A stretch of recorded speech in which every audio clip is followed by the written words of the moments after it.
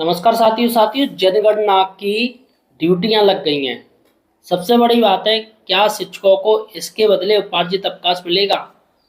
काफी सारे लोग नहीं जानते कि भैया उपार्जित अवकाश का आदेश जारी हुआ है। या साथियों, खुद महानिदेशक जो पूर्व कंचन वर्मा जी हैं, उनके द्वारा शिक्षकों को उपार्जित अवकाश देने का आदेश जारी किया गया था। साथियों, उन्होंने कहा था अगर आप छुट्टी वाले दिन कोई कार्य ले रहे हो तो बदले में आपको छुट्टी देनी पड़ेगी। और साथियों, यहाँ पर मैं आपको एक नहीं बल्कि 3 आदेश दिखाने जा रहा हूँ। एक तो साथियों जो आदेश है वो 2024 का ही आदेश है, दूसरा 1999 का आदेश है और तीसरा है 1996 का आदेश। इस पर साफ साफ लिखा है अधिकारियों द्वारा, उच्च अधिकारियों द्वारा कि भैया छुट्टी दी जाए इन लोगों को। देखिएगा, सबसे पहले मैं आपको लेटेस्ट जो आदेश दिखा रहा हूँ वो कंचन वर्मा जी का दिखा रहा हूँ, जो कि महानिदेशक रह चुकी हैं बेसिक की।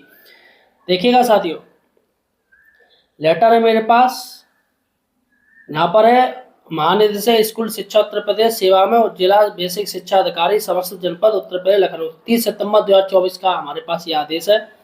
और साथियों देखिएगा, यहाँ पर इन्होंने विषय लिखा है बेसिक शिक्षा परिषद के अंतर्गत कार्य शिक्षकों एवं शिक्षणोत्तर कर्मियों को दिए विभिन्न अवकाशों की प्रक्रिया के सरलीकरण के संबंध में।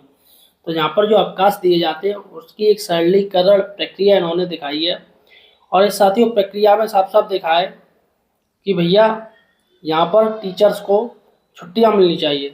देखिएगा, एक मैं पॉइंट आपको पढ़ के दिखा रहा हूँ। ये चौथा पॉइंट देखिएगा, नंबर 4, बेसिक शिक्षा परिषद के पत्र दिनांक 20 फरवरी 1999 के अनुक्रम में बेसिक शिक्षा परिषद के अंतर्गत कार्यरत शिक्षकों एवं शिक्षणोत्तर कर्मियों को ग्रीष्मावकाश या शीत अवकाश में सक्षम अधिकारी शासन स्तर या राज्य स्तर के आदेश पर कार्य किए जाने के सापेक्ष ही अर्जित उपार्जित अवकाश दिया जाएगा। तो यहाँ पर साफ साफ कह रहे हैं कि अगर इनकी ड्यूटी आप जब छुट्टियाँ होती हैं तब लेते हो या फिर सर्दियों में छुट्टियाँ पड़ती तो आप लेते, तो इनको अवकाश दिया जाएगा, उपार्जित अवकाश दिया जाएगा। साथियों यहाँ पर साफ साफ दिया है और कंचन वर्मा जी है, महानिदेशक जी हैं साथियों, इन्होंने आदेश दिया है। चलेगा साथियों, दूसरा मैं आदेश आपको दिखा रहा हूँ 1999 के अनुसार। देखिएगा, 1999 के पास हमारा आदेश है, हमारे पास है। देखिएगा, प्रेषक सचिव उत्तर प्रदेश बेसिक शिक्षा परिषद इलाहाबाद सेवा में जिला बेसिक शिक्षा अधिकारी उत्तर प्रदेश। देखिएगा, परिषदीय शिक्षकों के अर्जित अवकाश उपार्जित अवकाश अनुमन्य होने के संबंध में 7/9/1999 का ये लेटर है। उपयुक्त विषय परिषद ये द्वारा सूचित किया गया कि यदि ग्रीष्मावकाश उपभोग करने वाले कर्मचारियों को ग्रीष्म अवकाश में किसी राजकीय कार्य हेतु विभागीय सक्षम अधिकारी के निर्देशन में रोका जाता है तो यह अवधि कॉलम सेकंड और थर्ड में अंकित की जाएगी और कॉलम 4 में देय अवकाश की प्रविष्टि की जाएगी। इस अवधि के अवकाश का आकलन देय अवकाश बराबर 30 गुणा ग्रीष्मावकाश में रोके गए दिनों की संख्या / 48 के अनुसार उपार्जित अवकाश दिए जाने के पूर्व में आदेश किया जा चुका है।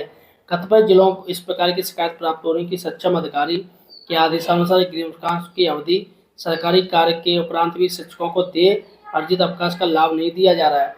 तो ग्रीष्म अवकाश में परिषदीय सरकारी कार्य रोके गए शिक्षकों को उक्त अवधि के लिए अवकाश का आगणन देय अवकाश 30 गुणा ग्रीष्म रोके गए दिनों की संख्या / 48 के अनुसार गणना करके शिक्षकों को देय अर्जित अवकाश की सुविधा अनुमन्य की जानी चाहिए। तो भवती अनिल कुमार नेगी, सचिव में उत्तर प्रदेश शिक्षा परिषद। देखिएगा, इनका ये लेटर है, ये मैंने 1999 का दिखा दिया।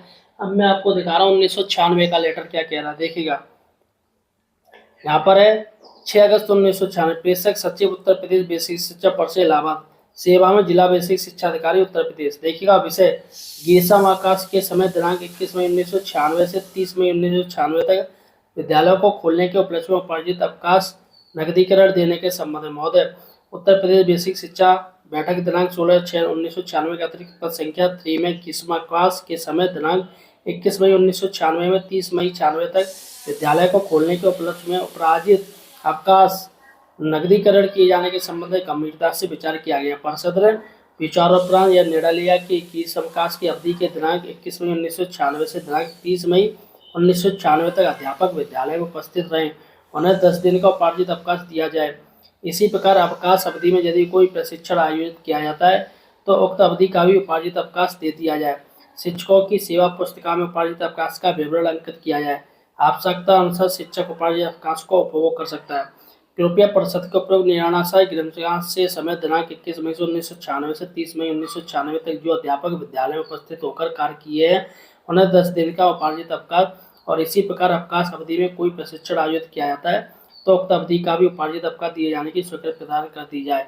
शिक्षकों की सेवा पुस्तिका में उपयोग उपार्जित अवकाशों का विवरण अंकित किया जाए ताकि अध्यापक आवश्यकता अनुसार इन अवकाशों का उपयोग कर सके। तो यहाँ पर साथियों साफ साफ दिया गया है, देखिएगा यहाँ पर साफ साफ दिया गया और मैंने आपको तीनों लेटर दिखा दिए। और यहाँ पर कायदा बनता है साथियों कि शिक्षक से अगर जनगणना का कार्य लिया जा रहा है तो ओबियसली इनको उपार्जित अवकाश मिलना चाहिए। फिलहाल साथियों ये आवाज़ तो भैया जितने संगठन है बस वही उठा सकते हैं, और वैसे आप कहो कि टीचर्स खुद पर्सनली जाके मांग करें तो मुझे लग नहीं रहा कि मिलेगा। तो तमाम जो संगठन है उन तक ये बात पहुंचाई है, उनसे कहा जाए कि सर देखिएगा ये पूरे आदेश है, और खुद लेटेस्ट में कंचन वर्मा जी ने आदेश दिया है, और क्या चाहिए। तो फिलहाल साथियों आपका क्या कहना है मुझे कमेंट सेक्शन में बताइए।